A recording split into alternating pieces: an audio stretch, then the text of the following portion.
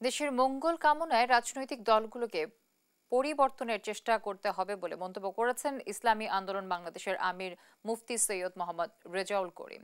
শনিবার বিকেলে রাজধানীর কারওয়ান বাজারে পিআর বা সংখ্যানুপাতিক পদ্ধতিতে আগামী জাতীয় সংসদ নির্বাচনের দাবিতে ইসলামী আন্দোলন বাংলাদেশের ঢাকা মহানগর উত্তরের আয়োজিত নগর সম্মেলনে প্রধান অতিথির বক্তব্যে কথা বলেন তিনি। বলেন, দেশের জন্য, দেশের মানুষের জন্য কল্যাণ নিয়ে আসবে, এটাই রাজনীতির উদ্দেশ্য। এ সময় সবাইকে ইসলামের নীতি ও আদর্শে ঐক্যবদ্ধ হবার আহ্বান জানান তিনি।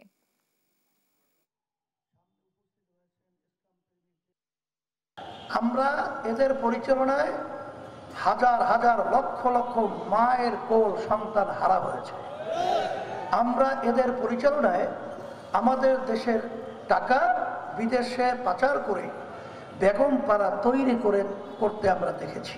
যদি আমাদের দেশে কোনো ভালো কিছু আমরা চাই, তাহলে আমাদেরকে চিন্তা করতে হবে, আমাদেরকে পরিবর্তনের জন্য চেষ্টা করতে হবে।